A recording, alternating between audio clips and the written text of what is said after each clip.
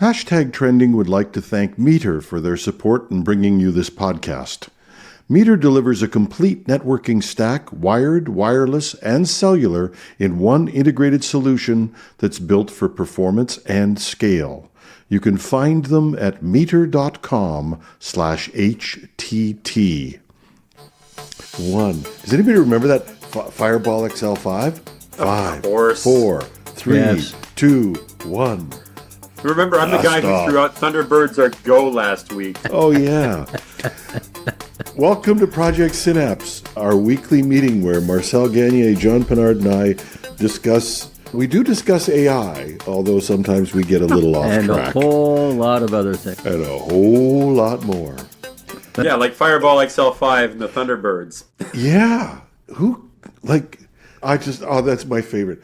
Don't do it, Steve. It's just, and Stingray. Don't forget Stingray. Stingray, awesome. I loved Stingray. Yeah. Marionation, man, that was like the peak. That was it. Yeah. Everything else went downhill from there with special effects. AI digressing before we even start. We haven't even gressed, and we're digressing. Oh man. Okay. I just wanted to get into the news. Couple things. One thing that I picked up was that turns out, and there was a great story in Gizmodo that said that turns out that people with incomes over $100,000 a year are more likely to be engaged with OpenAI or Google Gemini. This was actually an interesting story. And it came up, it starts at, if you have a cushy six-figure job, you're likelier to dig AI. Jim, question. Did it say, What did it say for those that are making less than $100,000? That they don't use AI at all, or they just use other tools? This was a brand recognition. This is a brand recognition summary. So it said the fastest growing brands, if your income is $100,000 a year or more, are Gemini, OpenAI, WhatsApp, Amazon Prime Secured Card, and Canva. And you'll be happy to know number 6 is Microsoft Copilot, and number 7 is Harley Davidson. So Microsoft beat out Harley Davidson. Yeah, but I'm not sure what, I agree with you. Yeah, I agree with John, actually. I'm not sure really what that tells us. Because when you talk about the idea of brand recognition, I get it. I do, but but what does that really mean? And that's not necessarily people who are buying it, is it? Otherwise, we'd have number 7 of the population buying Harley Davidsons, and I don't know about you, but I don't see a lot of Harleys going down the street on a daily basis, and they're right behind Microsoft. Yeah, I don't see a lot of them in my house. So I was going to say Microsoft is ahead of Claude. I don't know. Anyways. But the brand recognition is what it is. The interesting thing out of this is where Gemini sits. And that is Gemini has started to become more recognized as an AI brand. And it's moved up like several points in the past little while. So its visibility has gone up a lot. Not surprisingly, if you're in the lower end of the income scale, your recognized brands are Dollar Tree and DoorDash and things like that. But there was one, and it's got to be a typo because it says MTV was a growing brand. I want my MTV. Yeah, really. Is it still around? Is there anything called MTV still around? I don't know. I don't actually know. I don't know, to be honest with you. Somebody should look that up here. Let me mute. Okay, one of the things that I think that Google or that Gemini has going for it is that it's becoming the most well-rounded tool. OpenAI's got ChatGPT, they have Sora, but Gemini just seems to bundle everything together so well. And I think I've never been a huge Google fan, but between what they're coming out with and Marcel, I'm actually thinking about paying for Google, for Gemini. Okay, so just to be clear, if what you're basing things on is what Marcel is willing to pay for AI services. No. The list would be a lot longer. Now, to give Google their dues, okay, I think you guys keep picking on me for Google, despite the fact that I am not really a Google fanboy. I'm actually not. But I recognize the power and all the places all the pies they've got their fingers in. And you talk about recognition. Right now, if you have Google Home, Gemini is coming to Google Home, and they've made a big deal of the idea. You won't have the old assistant anymore. It's going to be Gemini that takes care of things. And in fact, in the Google Home app, it already has a bar, talk to Gemini. Like Gemini doesn't respond when you talk to it at the moment, although that's coming. But if you tap the bar, you can actually use normal language stuff. And I did that to create an automation for the house a few days ago when it first came up, and it was like smooth as butter. It was really easy. And then, so that's one place it's coming up, and it's starting to show up in basically any Google app that you can think of is starting to have Gemini integrated into it. So it's hard not to notice if you even brush up against Google every once in a while. Marcel, can I ask you a question? Because I think you use Google more than I do, but sure. You talk about that Google or that Gemini is showing up in all of these places within Google. Do you find that annoying or do you find that beneficial? And I find it beneficial. Yeah, I find it beneficial because it's basically there, and for the apps that didn't used to have Gemini built in, it makes them a lot more intelligent. It makes them a lot more responsive to whatever the hell it is I want to do at the moment. The reason it doesn't bother me is, honestly, I can just ignore it. And that's one of those things I don't get with people who freak out on that. It's like, they put that stupid little star icon, now it's got AI in my browser. But just ignore it. Just don't touch it. And I feel that way about all of these things. It's just don't use it when... The reason why I asked is because, I don't know if, I'm sure Marcel and Jim, you guys don't go into Copilot very often, or Microsoft at all, but if you go into Word or Teams or Outlook or anything, if I go into Outlook and I go to type a message, I have the Copilot, I'll call it prompt, right in the body of the text where I would go to type, saying, here to have Copilot help you. And it's, I'm fine with having it in the toolbar and the rest of that, but I find it annoying as hell when it's right in the body that if you click in the wrong place, you're clicking on the Copilot to help you write your email versus allowing you to just type. It's unreliable, but Gemini does appear in Google email. It'll pop up and ask if you want to rewrite the email. I find that annoying. I like the little star thing that you can just click on it and get it whenever you want it. That to me is the best. But I find it unreliable. Maybe it's because in one of my Google accounts I have paid for Gemini, and that might be where it's turning up, or maybe it's in the free one. I don't really keep track of these things. I just, like you remember there used to be that famous prime minister in Canada, Pierre Trudeau, and people would, because we have French and English on our packages if you're listening from the US, and people would complain, said, the French is on the package. He says, turn it around. It's English on the back. When you go, and I feel the same way about Gemini, is if it pops up, there's a little X there. It really doesn't take a lot of calories to click that and just make it go away. You know that Pierre Trudeau, not Justin, but Pierre Trudeau is like our King Arthur. He's the once and future prime minister. At some point in the future, when we desperately need him, he will return. I'm convinced of that. Hey, that will be a great news story. Yeah. So we can't ignore the other big story that happened this week, which was my friend, what was his name? Megan Rust or whatever. Yeah. Breaking Rust. Breaking Rust. Yes. Breaking Wind. It's because this started with this whole Gizmodo story, which I think was actually true, which was, it is now impossible to tell the difference between AI generated music and it's been regular impossible music for a while for most people. Let's be honest. Yeah, it's true. But this week we proved it with a song from Breaking Rust, hit the number one on the country charts. Yeah, on the country charts. 2.1 million streams on Spotify and 11.5 million on YouTube. I have a theory about this, and it goes like this. Okay, AI generated music is actually so good and has been really good for a few months now, like really good to the point that people can't actually tell the difference. And in fact, you know how I occasionally refer to Alan Thompson, who does his conservative count to AGI thing. Yep. He does this when he goes on stage. He does this thing: is it human or is it AI? He's been doing this for a while now. And he puts up images and he tries to get people to guess which ones are real and which ones are AI generated. And the fact of the matter is, nobody can tell. Like people to think that they can tell, but the six finger stuff is so last year. It just doesn't exist anymore.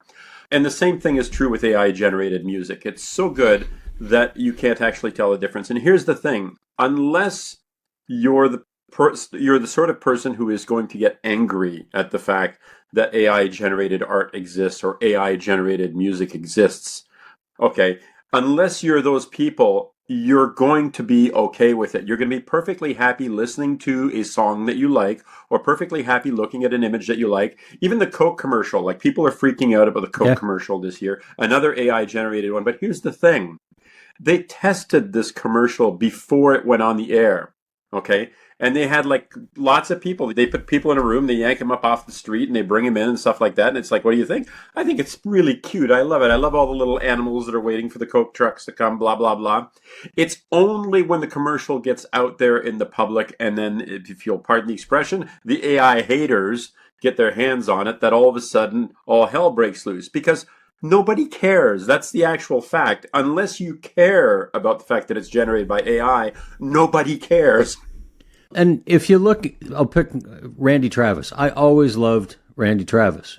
Randy Travis had a stroke a few years ago, and he has now started to use AI to create his own music because he can't make it anymore. And so you get the AI haters. Is that wrong that Randy Travis is using AI to continue his legacy? I don't think so. I think if somebody's going to use AI to try to steal music from someone else, that's a different story. That's part of the problem. I have to say, I wrote a song. Your song, you wrote that? It's so Jim. That swings just like old rust wind. But every word I sing is how my just say, Rich, what are you using? Suno. These AI beats, Really? they steal the soul. Yeah, but it's real art. They rip the strings right out my broken heart. No soul, no pain, just circuits running cold. No dusty roads, no stories left untold. I hate AI music stealing all the shine. A hollow fake can't match these tears of mine. Give me them guitars crying through the night, not some machine that don't know wrong from right. The neon lights can't hide what's dead inside. That algorithm grins so stiff and wide. It copies all the grades but can't feel blue. Just zeros, ones, and some factory zoo. No soul, no pain, just circuits running cold. No dusty roads, no stories left untold. I hate AI music stealing all the shine. But hollow fate can't match these tears of mine. Give me them guitars crying through the night, not some machine that don't know wrong from right.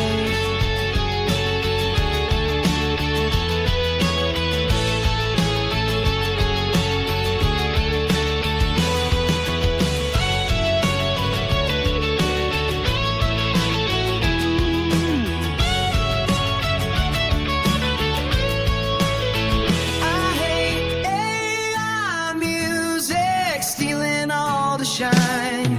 A hollow fate can't match these tears of mine. Give me them guitars crying through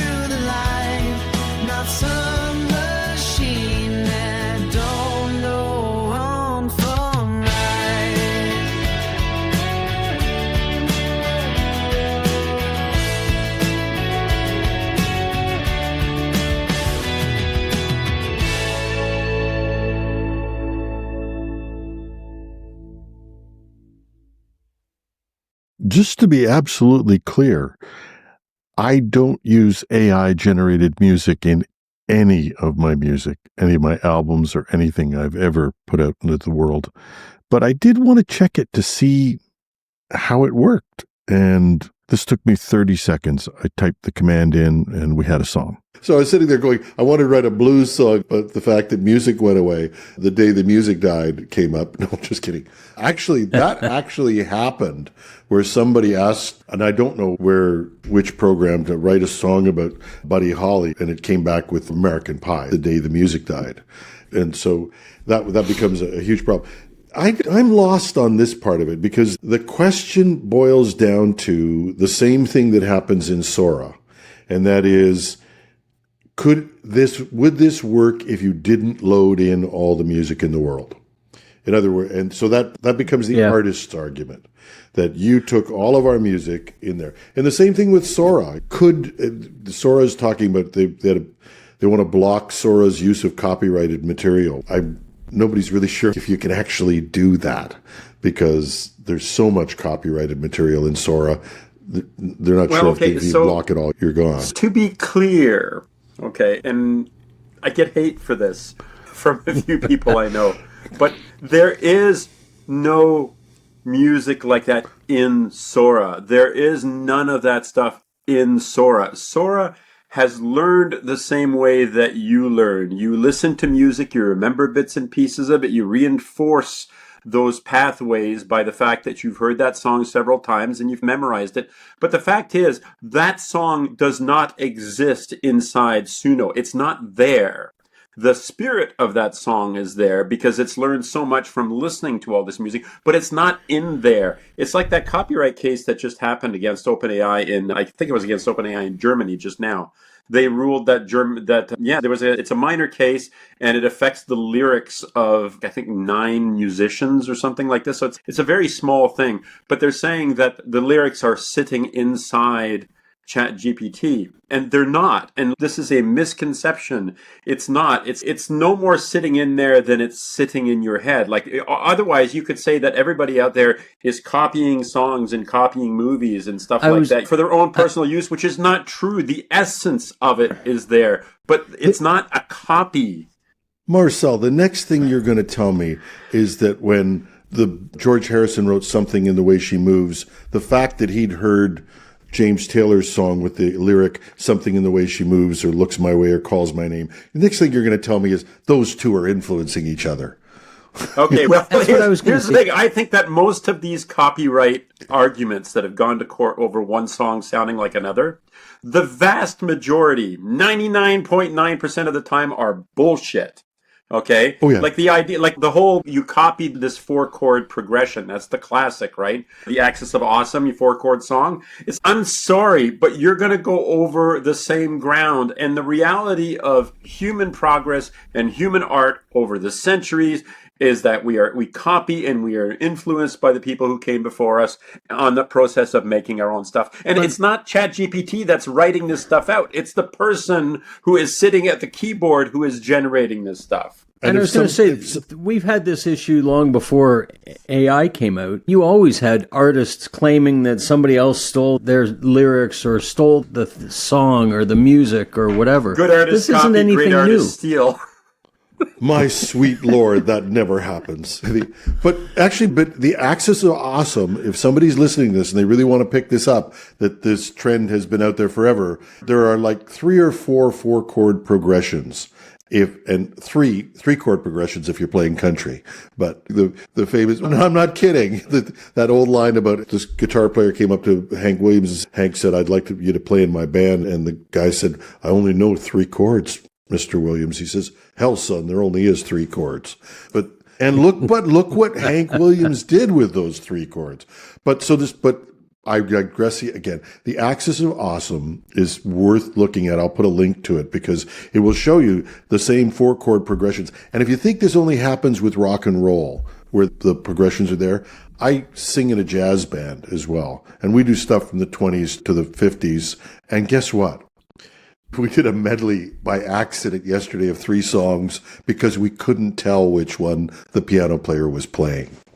And So this has been as it ever was. But also, and I want to get into this discussion because I had a really terrifying meeting locally and with a local doctor who has become an AI expert. And I'm not bitter that they didn't ask me because I think I would have been pilloried if I'd gotten up and talked about AI, because she just wanted to get up and talk about the doom of AI and how terrible it was. And she's a doctor and she's a nice lady. She's very smart. However, so ill-informed. I was not really that aware of how much bad information there is about AI and misconceptions there are. And this one that somehow that the songs are written in a database. And I will accept that there's a wider argument, although this happened in the UK as well. There's a big case in the UK where Getty sued the people who do the news photographs, we covered this last week. They sued Stable Diffusion. AI. Stability. Yeah, I always get Stability AI. All I can think of is Stable Diffusion. Stability AI. Yeah. They sued them, and the judge said there's no picture in memory. That's right. You can't have a copyright if there's no picture in memory. And so this is really interesting. But this copyrighted thing, it does become a problem with Sora because Sora actually produces something that looks like the copyrighted material. That becomes a different argument. Yeah, true. I agree with that completely, by the way. But it's like Sora does not do any of this stuff on its own. Like, I realize they make the platform, and it's the classic thing. It's should Facebook get sued when someone says something hateful on their platform? Okay. Yes. I'm not saying it's exactly the same thing, but it's part of that. It's you said something hateful, therefore the entire company needs to be sued. You can't have both. This is the interesting thing. You can't have both. If OpenAI has to take down this stuff because it produces copyrighted material, then Facebook can be sued for misinformation. And again, and people have you've been like art shows at county fairs and city fairs and stuff like that, like the Paris Fall Fair or something like that. And there are paintings that people have done, amateur artists or something like that, and they're Disney characters and they're Marvel superheroes and stuff like that. And they're selling them out in public. And I don't see all these people getting arrested for copyright infringement. They're selling this stuff. People look the other way for a lot of these things. And to be clear, I do understand the frustration. People say, I made this stuff, whether the AI copied it or not, or just learned from my style, which, by the way, is what it does. It learns from it. It isn't copying it. Okay? Regardless of the fact that's the case, because I am a big name, like people like us don't matter in the grand scheme of this monster. We don't.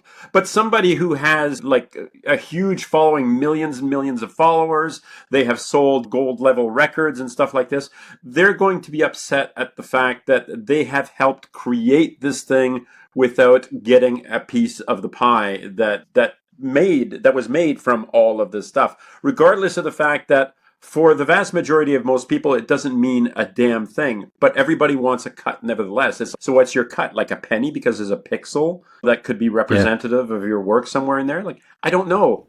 And again, I'm not trying to let them off the hook for having used this material, but the argument that it's a direct copy has to be squashed because it's not true. Yeah. The problem we have is that things are moving faster than legislation could move. Oh, yeah. And like I said, this idea, and I could say you're a Facebook hater, and that's why you're saying Facebook should be accountable. No, the reality is everyone a Facebook hater? Yeah, that's true. Yeah. But the idea, the reason why social media platforms aren't pursued in the United States, I don't think the law is the same in Canada, but they aren't pursued in the United States is because they're not publishers. They're a platform people use, and they use that to create stuff and put their stuff up. So the platform itself is not responsible. And these guys use this to escape all the time. But then the next question is, if you use that platform to create art, then you should escape from that liability as well. We're trying to define laws this is as bad as the security for AI. We're trying to catch up with laws to something that's moving so fast. I sometimes feel like the analogy is we're standing on a track and there's a train coming at us at 150 kilometers an hour or 100 miles an hour for those who are in the U.S., but it's coming at us and we see this bright light and I turn to John and you, Marcel, and I say, I'm not sure I believe in the train. Or I think we should investigate the possibility of maybe writing laws against things coming toward us with bright lights. What do you think? Let's fire up a committee and try to come up with something. Yeah. And that's where we are. It's amazing. Yeah. Here's another one. People, again, a lot of what AI is making possible is doing this stuff at scale. Okay. And I think this is another fact that has to be reinforced. We're able to generate not just passable stuff, but great looking stuff at scale in a way that, like, somebody who had access to Photoshop could have done a lot of these things in the past after doing the training and becoming really good at it. But now we've made it so that everybody can do this stuff and can do it really well. But if I take a screenshot of a video that I'm watching, a movie that I'm watching, I don't know, what's a popular movie at the moment? A K-pop Demon Hunters. And I make a meme out of it by, oh, come on. I was going to say the same thing, Jim, weren't you? Come on. Why am I surrounded by old people? Why am I surrounded by old people? My God. I saw Fantastic Four. Does that count? K-pop Demon Hunters is awesome. It really is. Trust me on this. It's on Netflix. It is worth watching. I loved it. No. I had a friend when we were trying to do a screenwriting thing, we actually wrote a movie about ourselves doing a script. And the movie we came up with was Body Rub SS Girls Working in the Car Wash. I can see it. Okay, all right. We thought that was fantastical. Now you're telling me K-pop Demon Hunters actually got made. Okay, all right. Hold on a second. Let me put on my press hat and explain this to you. Okay. Talk about digressing. So this is my press hat. It's my press hat. Okay. So if you're listening to this, hold on. If you're listening to this, for people who can't see this, Marcel is now wearing a pirate hat. Okay. So proceed, Marcel. K-pop Demon Hunters is an animated film that has as its soundtrack K-pop, as in South Korean music, popular music. And the whole thing is built around, again, a South Korean mythos of demons in the real world. And the idea is that over the centuries, and this sounds an awful lot, please tell me that you've watched Buffy the Vampire Slayer. Please. Who? Tell me. Yes. I'm going to leave right now.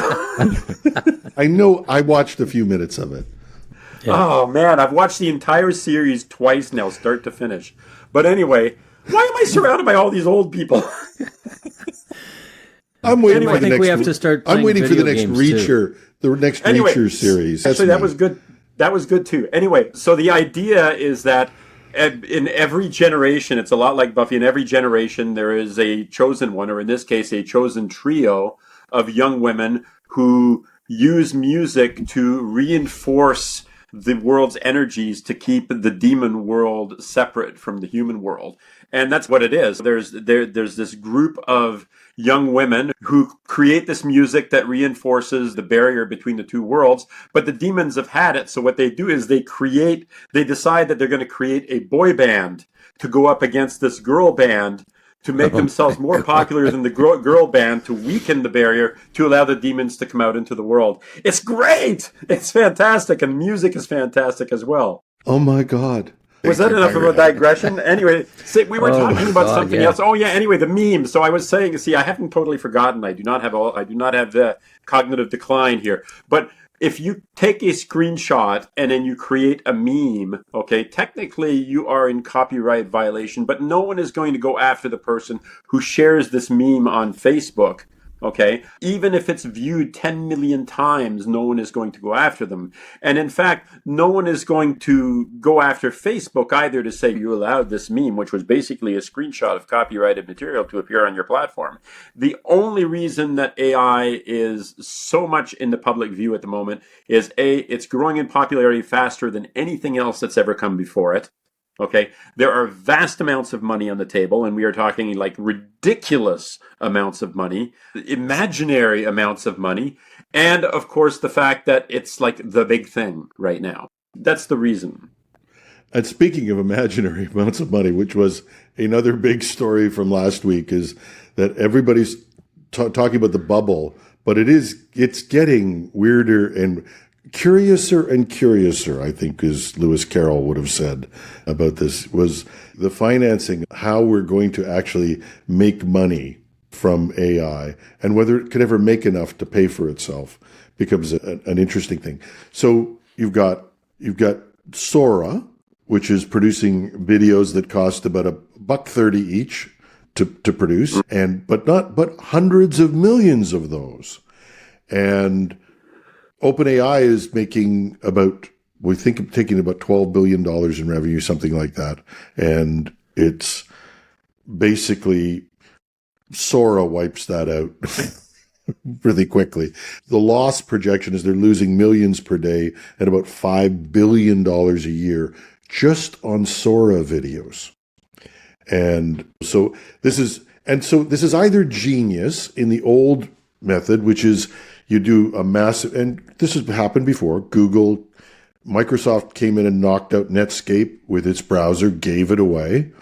Google then knocked out the Microsoft browser by giving away Chrome, and still gives it away and makes money. There's an old book called Catch-22, and if anybody's old enough to remember that book, the guy he buys eggs at 7 cents and sells them at 5 and makes a profit. And that becomes a whole story. And it actually, when you actually roll through it, it actually makes sense in the end of that. And I feel the same way about AI and profitability. The story just makes no sense when you look at it and say, how are these firms ever going to make money? And yet, the head of SoftBank sold their whole, and SoftBank is a huge worldwide bank, sold their NVIDIA shares, all of them, to put $34 billion into OpenAI. Somebody's crazy, and I don't know which one it is. And the money is going around and around. Oh, yeah. That was the second time, I think, that they had sold some of their shares. They sold NVIDIA obviously was a big one. They got out of NVIDIA before.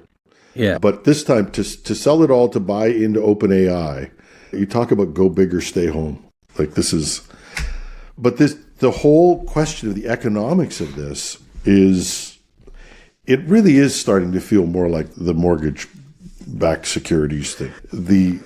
All these data centers are backed by debt now, and I guess this was the next thing that happened. Sorry, and I've been unclear on that. So not only do you have a financial model that's really difficult, but the CFO of OpenAI said, maybe the government should start backing our debt. And Marcel's getting his hair which led to some amazing backtracking. Yes, I just took off the pipe. Oh, yeah, that was.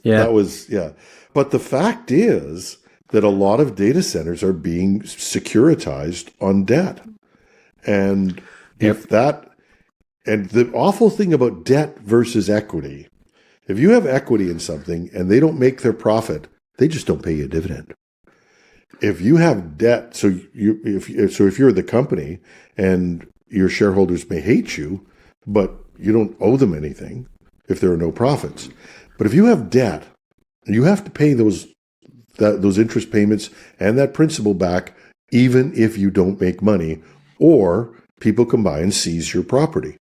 And I wonder what seizing a data center would be like if there's no customer. Because the reason why you have to seize the data center is there's no customer. Except that there are customers, and there will continue to be customers. And I think that there are enough companies out there that rely on the very existence of these things that somebody is going to secure that loan to keep it going into eternity. There was a fascinating book I read, this is years ago now, and it was all about debt and how debt basically created the modern world. The idea that the limitations on growth for technology, for industrialization, for trade, for everything, the limiting factor was whether you had the collateral, whether you had the actual thing to put up against the money that was being lent, and so on. So effectively what you were doing was just holding stuff in escrow. It wasn't really debt. It was, I'm holding this, I'm going to take this if this doesn't happen, blah, blah, blah. Either that, or you had a rich benefactor who was willing to lose the money if the project went south, a king or a queen or something like this. Now, what debt made it possible to do was to create money that wasn't there. Really, that's what it came down to. Is you want to grow this company, we will lend you money on the basis that at some future date, this money will be worth more than the money that we're lending today. And this had a snowballing effect that allowed the development of everything that we see in the world today. It's impossible to build mega projects without having mega sources of money sitting in a bank somewhere, whether it's real money or not, that allows the creation of those mega projects. Whether it's a cross-country highway system, whether it's a rocket that's going to take 2 probes to Mars, like the Glenn rocket, the new Glenn rocket that took off yesterday on its way to Mars. Like, all of those things require debt, or require a culture and a business of debt to make it possible for those things to exist. So debt is not a bad thing. It's a bad thing for people like you and me who, if we're suddenly $50,000 in debt, we lose our house. Okay, so the house is actually, it's a lot more debt than that. But you know where I'm going with this, okay? Yeah. Like, there's a barrier of debt where the average person is basically not getting out from underneath it. But for a large corporation that is creating a multi-billion-dollar mega project, debt is just the way it works. It's just the way that we move numbers around in order to keep the project going. Yeah, except there's some things about debt that are interesting. One is the countries are based on the fact that you'll never have to pay it back. That's the United States will grow to the point, debt will grow over the next few years. If they keep going at this level, they will grow to the point where their debt payments they're already equal to the amount of payments they make for but who's going to military. Collect? Who's going to collect? Who's going to collect? But what happened? Exactly. That's what they're hoping for. We're going to turn this all into Bitcoin. Every country is in debt, with maybe the exception of 1 or 2 small city-states or something like that. Everybody's in debt. So who is everyone in debt to each other? But that's where eventually events happen where it all comes crashing down. You can keep generating debt. Or we bring in a new system. But that's, like I said, that's what the U.S. is hoping for. That this Bitcoin thing, mark my words, the Bitcoin thing is so they can securitize their debt with Bitcoin, and then they'll never have to pay it back. And I think they're going to try and pull that off. Believe me, this is a guy who's sorry, no, step away from the politics. Let me just say that this could happen. But the So what you're saying is MTV's debt makes it impossible for it to continue. By the way, I'm saying this because I've had a tab open the entire time that's flashing at me that says that MTV is officially closing finally this December. Oh, there you go. So MTV still exists. It's still there for another month and a half or so.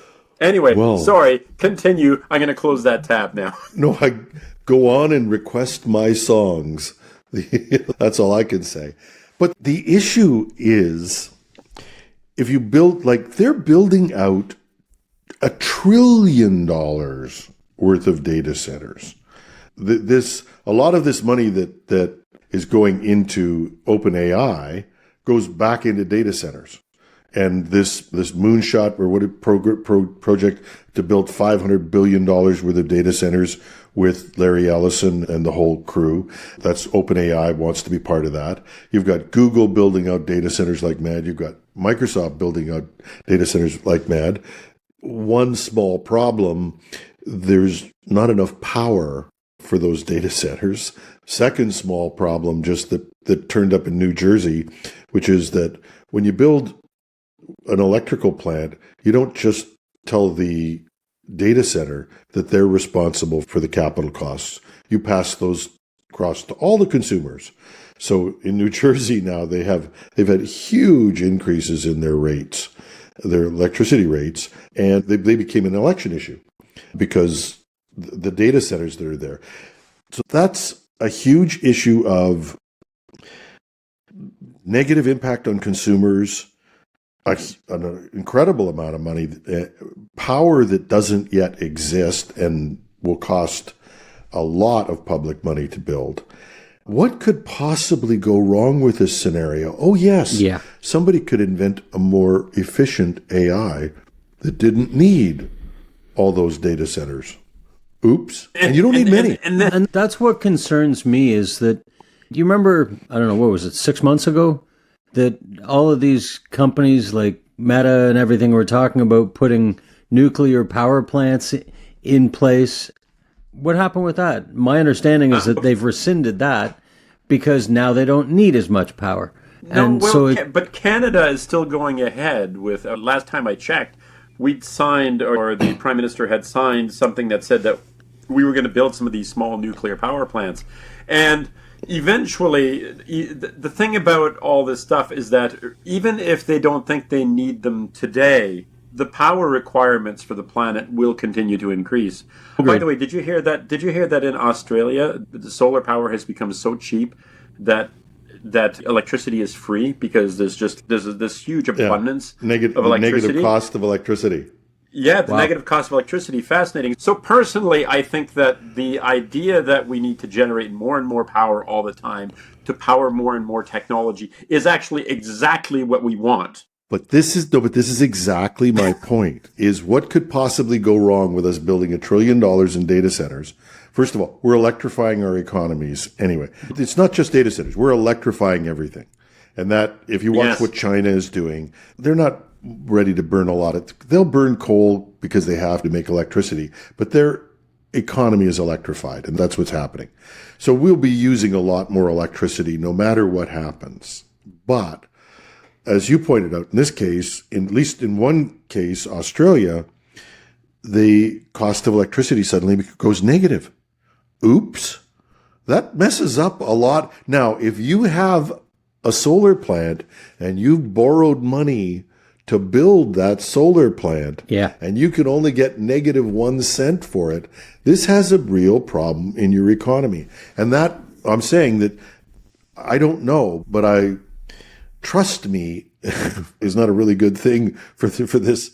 And if this just is starting to feel a lot like the mortgage-backed security thing that was happening in 2009, where everybody said, oh, Jim, the prices, or the advice I got from the senior vice president at BlackBerry when just before the iPhone devastated them. And this is true. I was talking to one of the senior vice presidents there, and I said, aren't you guys worried about the iPhone? And he said to me, Jim, he practically patted me on the head. He said, we sold more last quarter than we've ever sold before. And this quarter, the orders are just piling up. 3 months later, BlackBerry was falling off a cliff. So I'm just saying, I'm not sure I trust all these guys. But the other piece of this, and this is the unique thing about the AI economy, is where does all this money go? At one time, when we built stuff, it made jobs, right? Now it makes Steve Jobs. No, not Steve Jobs. But too soon. Now Jim, it makes a ballroom in the States. Too soon? Yeah, too soon? Yeah. No, too soon. It makes Mark Zuckerberg wealthy, and Larry Ellison, and Jeff Bezos, and Sam Altman, God bless him, is still working for the Buddhist beggar bowl. He doesn't have any money. Yeah, poor Sam. Yeah, no, poor Sam. But I'm just saying that the whole idea of this is that money's not building economic value in the way it used to. The rules, it's going to be an interesting ride. That's. I'll leave it at that. It'll be interesting to see where things go. So, are you familiar? And I may have brought this up before, so so forgive me if I have. But are you familiar with the Kardashev scale? No. Okay. Apparently, I haven't brought this up before. Okay, the Kardashev scale is named after a Russian astrophysicist named Nikolai Kardashev. And back in the 60s, I don't remember exactly when, but back in the 60s, he proposed a way of measuring a civilization's level of development in a way that we could possibly notice that they exist out in space somewhere. In other words, how would you be able to measure whether or not how could you actually find that out? And what Kardashev came up with, or the way they explained it, was there was a type 1 civilization, a type 2 civilization, a type 3 civilization. And a type 1 civilization is a civilization that has figured out a way to use all of the energy that is generated by and picked up by their planet. So on a Kardashev scale, we're expected to be somewhere around, 0.75, let's call it, about 3/4 of the way to, in other words, we are able to capture and use about 75%-ish of all the energy that the Earth either can produce or can receive, okay? So a type 2 civilization would be able to use everything that its solar system is capable of producing. So it would have built like a Dyson sphere around the sun or something like that and collected all of the asteroids and built this massive megastructure, which you could pick up using a radio telescope or something like that. Why is Marcel going down this road? And then a type 3 civilization is able to harness the energy of its galaxy, black holes and stuff like this. They could move planets into a more favorable position where the civilization could keep going for another billion years as their old sun starts to degrade and things like this. So anyway, the reason that I bring this up, okay, is that I think we owe it to ourselves as a species that at some point must branch out into the rest of the cosmos, as I firmly believe. I sound like an early days Elon Musk at this point, I realize. But that means that we have to achieve, at the very least, that level 1 civilization marker on the Kardashev scale, which means we need to be able to generate and use 100% of the energy that the Earth receives or that the Earth can give up using its molten core and so forth. And that would allow us to do things like control the weather and start building outside of our planet into the rest of the solar system on our way to a type 2 civilization on the Kardashev scale. That's like K-pop Demon Seed or whatever that thing is, isn't it? All I'm thinking is, what could possibly go wrong with that? Exactly. Let's 100% of the energy available.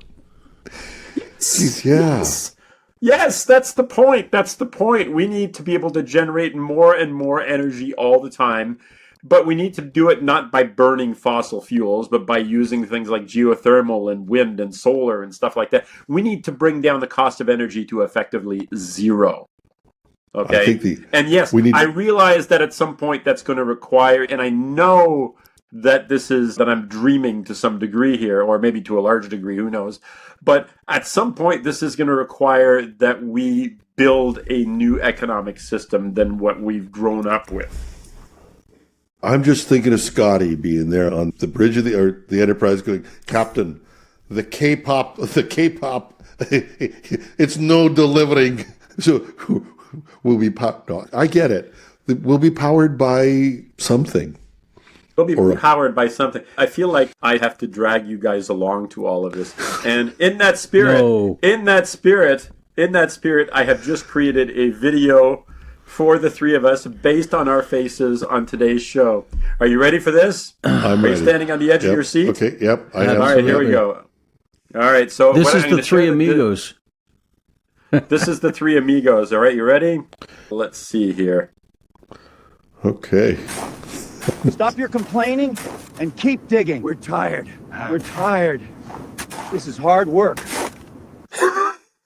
So, for those of listening to this, Marcel has a video of him wearing the pirate hat with John and I shoveling while he urges us on. Yeah. Yes, okay, but it's not dirt we're shoveling. It's It's sand. You're on a desert island. You're on a desert island digging for treasure, and I'm trying to get you guys to stop complaining.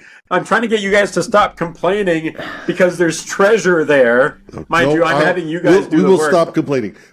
The world will be powered by K-pop demons, and we will expand into the stars. No. It's got to be powered. It's got to be powered by the girl band to keep the demons at bay. I'm sorry, I got to always get it wrong. The girl bands who keep the K-pop demons. I'm sorry.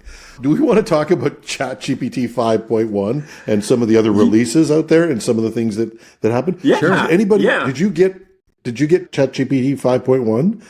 Yes, I did actually. I have ChatGPT 5.1. In fact, I have it sitting. It's one of the drop-down options on mine at the moment. I understand it hasn't made it. Sorry, go ahead. No, I was just going to say I like that list of options that you sent us this morning, Marcel. Yeah. I don't know if you saw it, Jim. It's in the Discord, but there's like the list of ChatGPT models options is like 18. Oh God. Yeah, no, this was somebody did this, I believe, as a joke. Okay, and somebody calls himself slow_developer on X, and he's got Model Apocalypse inside ChatGPT, and he's got GPT-5 Auto, GPT-5 Instant, GPT-5 Thinking Mini, GPT-5 Thinking Standard and Extending, GPT-5 Pro Light Standard and Extended and Heavy, GPT-5 GPT-5 Instant Thinking, GPT-5 Instant Thinking Standard Extending, GPT-5 Pro Light Standard Extended and Heavy, GPT-5 Codex, GPT-4o, GPT 4.1, GPT 4.5, O3, and O4 Mini. I feel a lot like when people used to razz me about driving a Standard, and my friend John DeSanti would go run through all the gears and go, I can do that. And I'd be sitting there with a coffee in my hand, and I'd say, drinking a coffee and steering, he said, I can do this. Oh, okay, sorry. No, but I'm just saying, I don't, Yeah. 5.1 came in, I dutifully click on 5.1, if I even had to click on it, and move on with my life. You don't even have to. I mean, the advantage, you have the advantage. three options now. Sorry, go ahead. No, you have three options unless you've got like the Pro model, in which case you have a lot more drop downs. And there is a legacy model. Like if I look at it right now, Yes. it's GPT-5 is the default, and do you have it in front of you, John, as well? Yep. Okay, yeah, GPT-5 and then when you get to the legacy models, it says GPT-5 Instant, GPT-5 Thinking, and GPT-4o. So it actually shows three different models in the legacy tab. Now, like Jim, I never used the legacy tab. I do have what's called ChatGPT Business as well, which gives me access to the Pro, GPT-5 Pro, which, by the way, is not the same thing as a GPT-5 Pro subscription because the levels are lower in terms of the amount of times that I can generate some of these things. But I do have access to the Pro models as well. So How do you get access to that, Marcel? Two licenses. You need 2 licenses, or you need to be willing to give up your the original business. license. Okay, sorry. Yes. Yeah. Yes, the GPT business one. I remember. Which is $30 a month, or 25, but 30 Canadian, as opposed to the $20 a month. So you're paying a bit extra, but the catch is you have to have 2 licenses. And in my case, I gave one of the licenses to my son, who is in university. He has access to the other one as well. Got it. Okay. Yeah. His paper Anyway, is radically improved. The big thing with 5.1 though is first of all, it has a lot of different personalities, so you can actually go in and personalize it so that it's friendlier, or it's more business-like, or it's more cynical in its answers and so forth. I haven't looked yet this morning, but as I understand it, it has like about a half a dozen different personalities that you can bring up, depending on the type, the way that you want it to respond. Because one of the things, for all the things that people are saying about how bad it is that ChatGPT was overly friendly with users, guess what? Users actually like this stuff, which is why they actually brought it in. And so you can personalize it to be the kind of chat partner or assistant that you want it to be. Jim? Yeah. No, if I wanted to get yelled at, there's lots of people who I can find to hate me. I'm happy. You could bring up Grok 4 and you could bring up the nasty version of Grok 4 and have it insult you the entire time. Yeah. But I noticed immediately though that in 5.1, and it was quite a shock because I asked it to do something and then it offered me these options and said, which one of these would you like me to pursue? And I went, oh, you're the professional version. And it really was. It was quite well organized. It's much more better organized than I am. It is fast as well. It is fast. It's a split. If you're looking for something stupid, like I just typed in what's the weather for today in Waterloo, Ontario, and it gave me an hour by hour breakdown, including a summary of what we can expect later in the day, like a text summary and so forth. And it happened basically like that. Yeah. The speed at which it can respond is insane. And as I understand it, when you're asking it to think longer on something, its level of error correction in the thinking version is something like 97% accuracy now, including on math. which was one of its weaknesses, which was one of the weaknesses earlier. The math thing is another one of those things that's been getting better and better all the time. But apparently now we're like at a 97% accuracy level on responses. So I still do not encounter the same number of errors that everybody supposedly finds. But you and I do single and double digit math at most, Jim. Oh, yeah, I guess there's that. Actually, that's not true. I was looking through, I actually went through, because one of the great things about ChatGPT is you can get it to treat things. So you can get it to teach you things at a level where you'd never be able. I could not get a math professor to sit with me and say, what are tidy numbers? And for anybody who wants to know what a tidy number is, I can't possibly. I can explain it. It's a number that cannot be, must be divisible by a fraction. And if that means anything to you, then you're smarter than me, because I then had to go walk through this thing. But I spent half an hour figuring out what these things are just by saying, no, I'm stupider than this. You got to make this simpler and simpler. And I actually figured it out. But that's not what I was talking about. But I can go down these rabbit holes with it all the time. But the accuracy of what it's doing now and the way it treats problems has changed enormously, because now it's coming back to me and asking me questions. If I put in a prompt that's too vague, it will come back and say, what did you mean by that prompt? Would you like this or this? Yep. And I think that also will enhance accuracy, because I'm the stupid guy who doesn't understand what tidy numbers are, but is still fascinated by them. But John, but that type of thing makes you think, oh my God, is the accuracy partly the fact that we prompt poorly? And I think it is. I've also found that I have toyed with the idea of using AI to help me write a book. And so I used to do this over the summer as I'm driving up to the cottage, that I'd turn on the chat mode and I would be talking to it as I'm driving, and it would come back, it would answer my question, and then it would say, what would you like me to do next? Would you like me to do this, or would you like me to do that? And it was like having a conversation all the way through, but it was actually prompting me of options for continuing on with the discussion. Whereas before, I used to find whether you're asking or typing, it would give you the answer to what you asked for, and that was it. So now, including the answer to, there's this OPP officer looking at me because I'm paying attention to my phone. What should I say to him? Yes. Okay. No. So I have to digress for a moment. First of all, why would you be any different? Good point. Can we talk about robots just for a second? Absolutely. Okay. All right. So you have to look at first of all, let's talk about the fact that Russia has entered the humanoid robot. And then we'll talk about a different kind of robot. But how about I play this for people who don't know, who haven't seen this, okay? Okay, but you're going to have to describe it for the people who are just listening to us. So this is in Russia. This is a company called, and either the robot is called Idol or the robot is called Idol, but I think the company is called Idol. And they're unveiling their humanoid robot on stage with the music. It was one of the songs from Rocky or something like this in the background. And the video has, Russia's robot has had too much vodka, is what somebody wrote on the video that they shared. But here's the thing that happens. So the robot is coming out on stage, and it's walking unsteadily as it comes out on stage.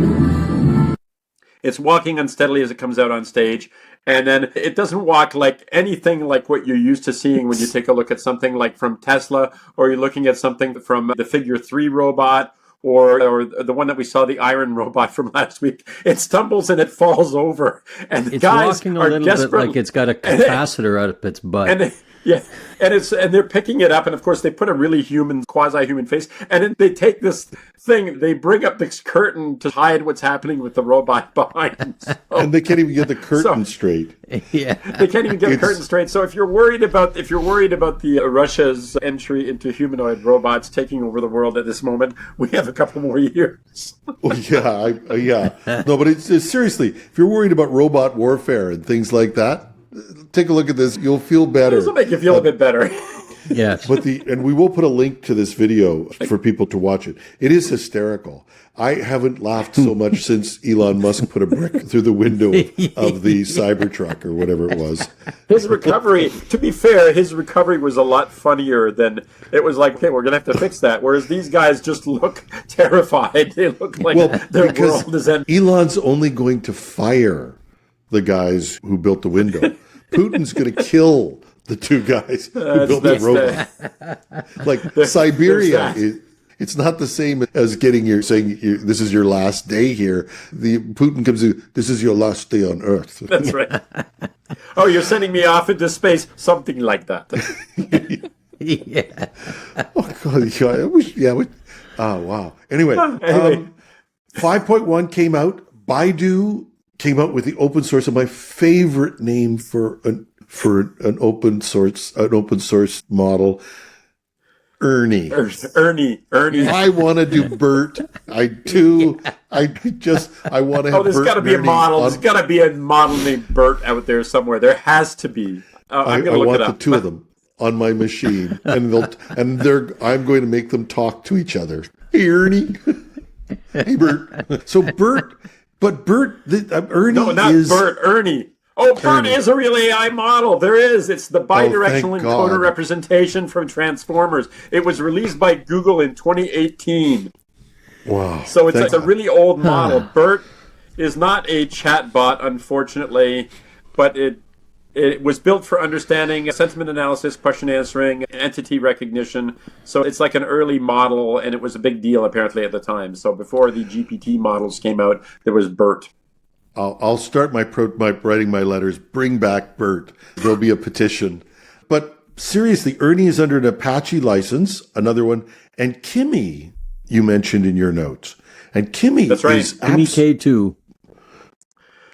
Blow the doors off in terms of efficiency, speed, especially and in coding. learning. It was, absolutely. But apparently one of its biggest things, aside from the fact that it is an open source model that you can actually run if you have one of these new DGX boxes, you could run Kimi K2 without any trouble whatsoever. And of course I can probably find you some places online where you can run it. But where it excels, it's another one of those that excels at coding, but ridiculously efficient. And the fact that it is fully open source, and the fact that you could run it like without having massive amounts without having a $20,000 computer like PewDiePie has. Okay, everybody knows who PewDiePie is, right? Yep. Yeah, we're good with that. Thank God. I was going to go back into this whole why am I surrounded by old people thing.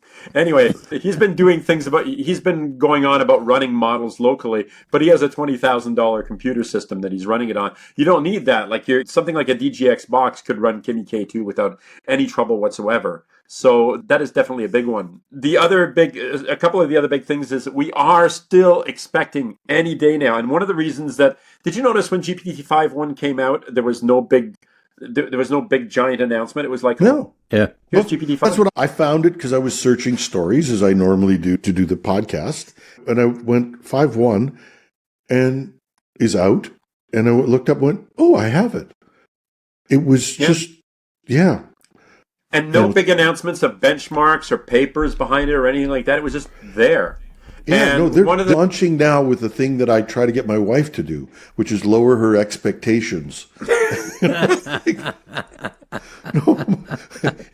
and I'm suddenly a much better husband. There's no razzle dazzle. You just got this new thing. It's better. Jim. One of the reasons I mentioned that is the big speculation, of course, is that everybody is just expecting, and they have been expecting for a month now, but they've been expecting Gemini 3 to come out.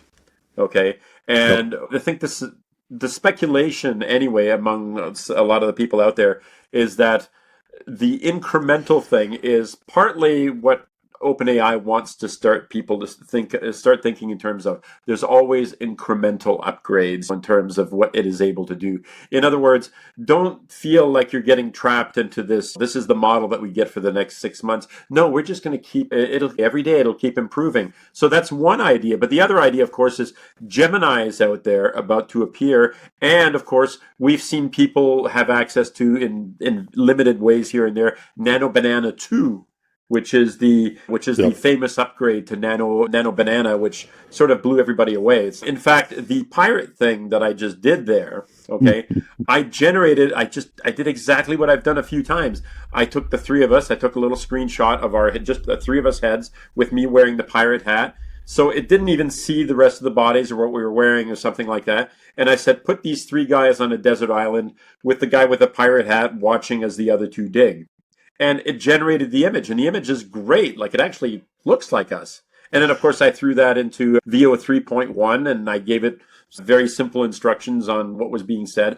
I could have been more clear as to which characters said what. If you watch it again, you'll see that it picked the people who say the lines, which isn't exactly the way that I wanted it, but that's the way that it came out.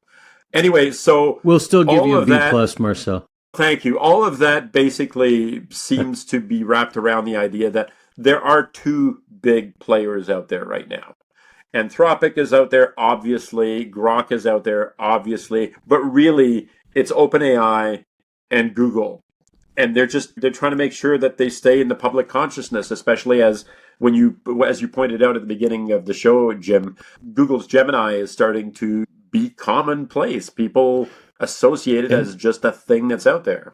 And Google 3.0 is the most leaked, the least secret new version. I see people playing with aspects of it all over YouTube. Yeah, we don't get to play with it, but yeah, there are definitely people out there that have access to it. Yeah, but the whole competition is, and you talk about Elon Musk's Grok is still there, although he fired the head of his supercomputer group and disbanded part of his supercomputer group. So maybe I'm not Jan sure LeCun can go work for him. And Jan LeCun has moved out of Meta. Yep. And LeCun moving out of Meta is a big deal. I think even Zuckerberg might have noticed.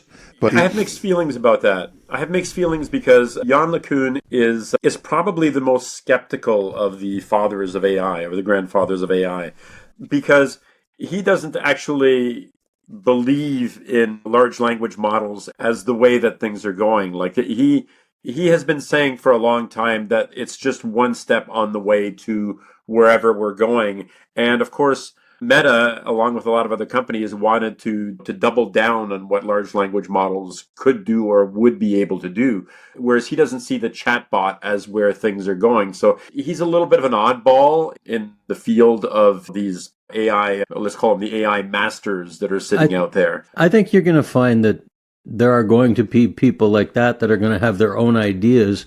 And I truly believe that it's going to splinter out to being different directions on how things go. And I don't know, maybe one splinter will be specific for coding, one splinter will be specific for video. I don't know.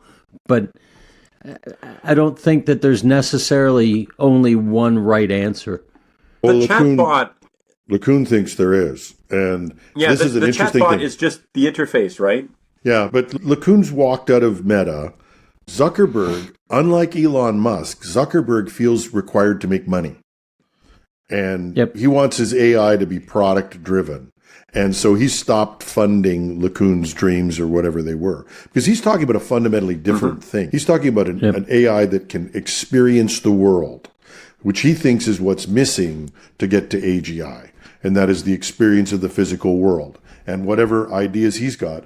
But he's not going to be short of people who are going to give him money. LeCun walking out may actually, I'm not saying it will be, but it might be the next big development in AI. He's got the brains and the money to do it. Zuckerberg's, he can't do another reorganization. He's reorganized his AI group 4 times already. He fires more people than Elon Musk. He's spent billions on this stuff, and he needs to make money. And like I said, I don't know why Elon can ask for $1 trillion, but he did. Wait, you know what? I actually I think I'm going to go back to Jan LeCun in a second here, but I think the $1 trillion offer to Elon is in some ways not all that crazy, because the requirements for him collecting on that $1 trillion are so phenomenal in terms of what he has to show over the next few years, that it's practically as insane as the $1 trillion payout. And if it can refocus his attention away from all the other bullshit that he's doing with the idea that he could become the world's first trillionaire, then please, Elon, just shut up off of X and start concentrating on Tesla and see Tesla and XAI and make something happen there. Yeah, I thought it was crazy too, but I'm with you on this one. It's like they had the bare naked ladies come back and sing, "If you had $1 trillion," and Elon went, $1 trillion? I'd like that. And suddenly, and because they did, somebody went back and made a big speech to everybody in Elon's companies about how this is going to be a tough year, because we're going to have to. Because if Elon doesn't make the next tranche of this, he doesn't get to go on that show, Who Wants to Be a Trillionaire? But he's got a few years to hit that goal. I forget how long it is, but there are a few years to hit that goal. Yeah, but $1 billion here, $1 billion there. Sooner or later, you got real money. Yeah, that's going to catch up. I think the board was brilliant. He's got to get to 2.5 trillion. The company's going to be worth, and then 4 trillion, and then 8 trillion. And it really is worth all of that. But don't forget, and I think, what are they going to compensate him with? Shares in this company. So if it's a big balloon that goes pop, so does his trillions of dollars. So it's going to be an interesting thing. It'll keep Elon focused, maybe. No, I love the idea of keeping. I love the idea of keeping. I love that. Yeah. But yeah, it's a gigantic pay package. But what does he have to do? He gets 12 tranches of stock. It'll options. Keep him out of politics. The market cap. Yeah. Maybe it might keep him out of politics. But like I said, this guy, when he's focused, he's not the genius who does this stuff. He's the idiot who says, we're going to do this crazy thing and we're going to find a way to do it. And so we have Starlink. We have rockets that go up and can land. We have... Well, that is really cool. As God intended, rockets are supposed to land on their fins. Yeah. As God and Robert Heinlein intended. Yeah. We're going to go to Mars. It's the things that he can do when he's focused. Like I said, I don't consider him to be the brains behind any of this stuff, and I think I can relatively prove that. But he's the demand. He's like the Howard Hughes, except Howard Hughes was a good engineer. But he's the crazed. He was also guy. insane. Yeah, you're telling me. Oh, yeah, Elon is really sane. Yeah, I did not say that. I was merely pointing out that Howard Hughes was insane.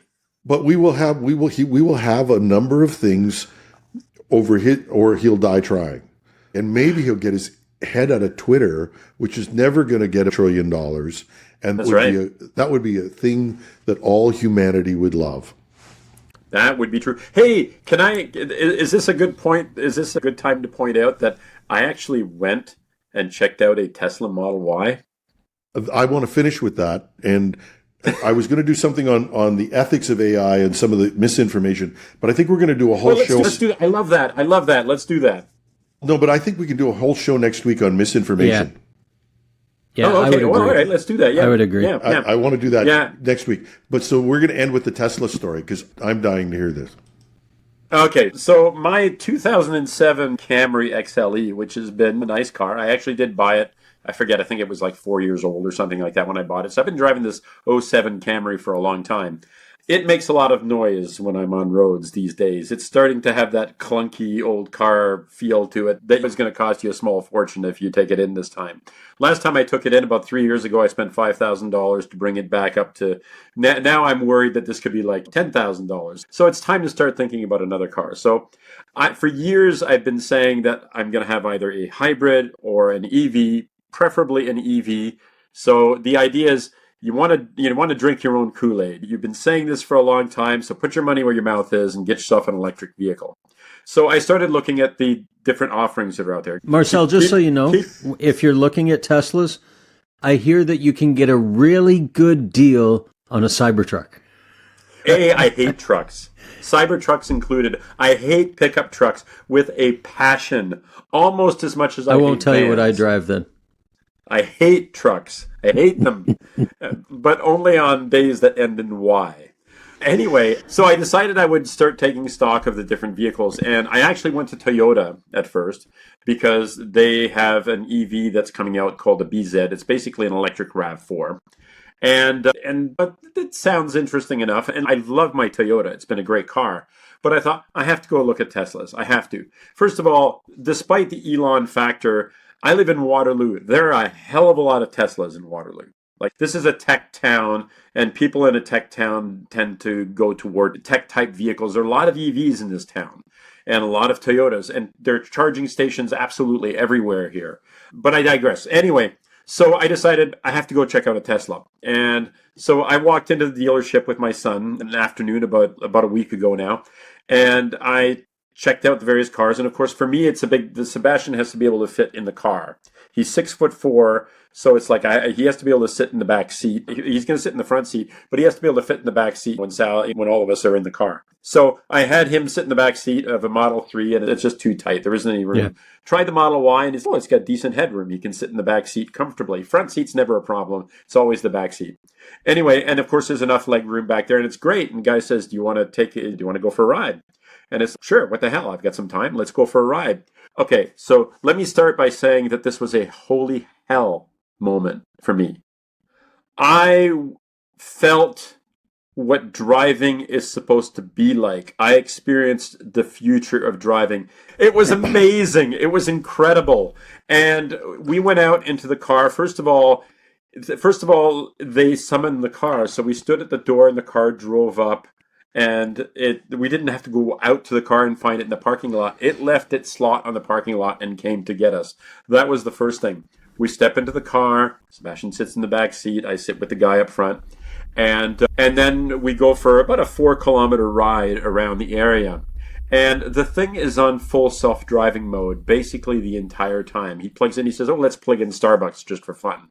And then at some point he says, we're not going to go to Starbucks. And he took control of the wheel briefly at that point and called for a different destination and then go over the wheel again. It got on the road. It navigated traffic. It stopped at stoplights. It found its path around where we were supposed to go. It found its way back. Like, the whole thing was done on self-driving in busy traffic, and it was busy. Okay?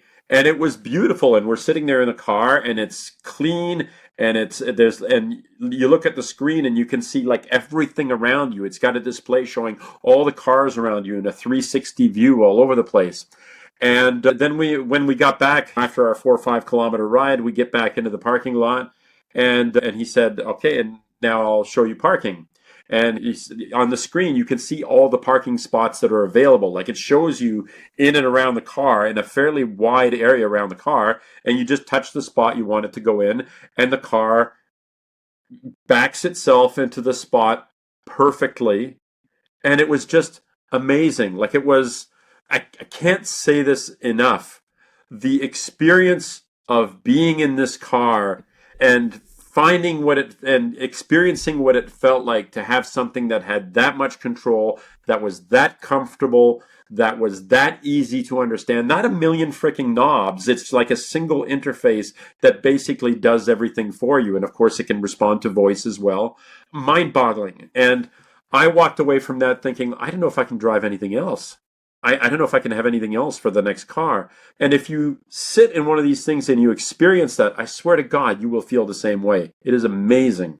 And the interesting thing with the Tesla purchasing experience is, Marcel, I know you said you went to a dealership, but you don't actually have to. I had seen this before and I just double checked it. I just put in test drive Tesla Model Y in Pickering, which is where I live. And it pops up a list of different places, and one in particular is a Tesla charging station in Ajax. All it is, they only do it, I think, with Model Ys and Model 3s, but they leave these vehicles sitting in certain locations, and you arrange to go and pick it up. You leave your car there, you get in, I guess they must remotely unlock it or something. You get into it and you go test drive it. It's Like, an interesting experience. It is. This isn't meant to be an ad for Tesla. I'm one of the people who experiences the Elon factor. He drives me nuts. But I almost said it again. He drives me nuts. But the fact is, this company's not going anywhere. They're flush with cash. They have $100 billion in cash in the bank. The charging network that's out there is basically all Tesla. It's across North America. There is a massive charging network that is built on the NACS standard, which Tesla has pushed. So they're not going anywhere. So as much as I get the ick from Elon, I honestly have to consider, and I went back and I took a look at the BZ yesterday. And I looked at it, and it's a nice vehicle, okay? But I looked at it and I went, look, I'm just not that excited anymore. I will say that, and there are 4 things that I don't like about Teslas. ELON. Yeah, I'm with you. Yeah, no. The only thing I was going to say is that from an EV standpoint, American car manufacturers are selling EVs and things like that. But I will say that as far as I'm concerned, Tesla is head and shoulders above the rest for pure EVs. Toyota is a phenomenal vehicle from a hybrid standpoint.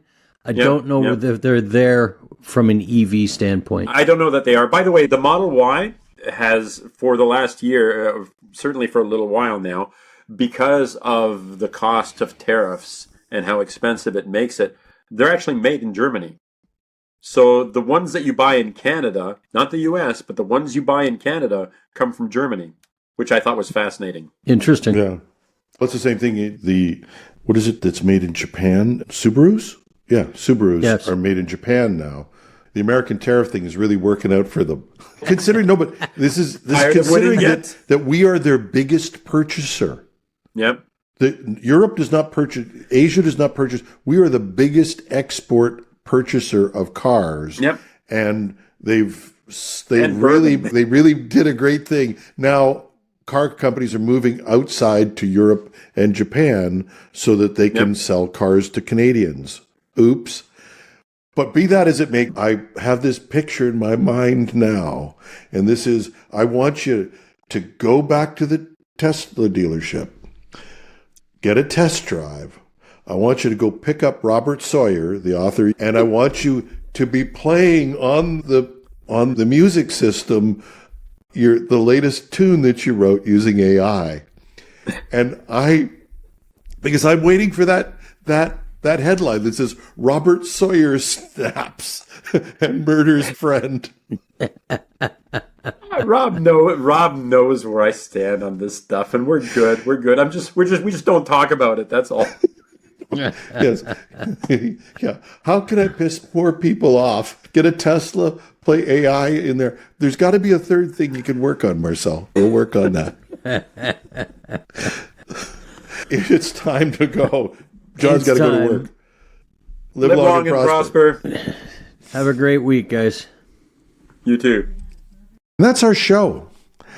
Once again, we'd like to thank Meter for their support in bringing you this podcast. Meter delivers full-stack networking infrastructure, wired, wireless, and cellular to leading enterprises. And working with their partners, Meter designs, deploys, and manages everything required to get performant, reliable, and secure connectivity in a space. They design the hardware, the firmware, build the software, manage deployments, and run support. It's a single integrated solution that scales from branch offices, warehouses, and large campuses to data centers. You can book a demo at meter.com/HTT. That's METER.com/HTT.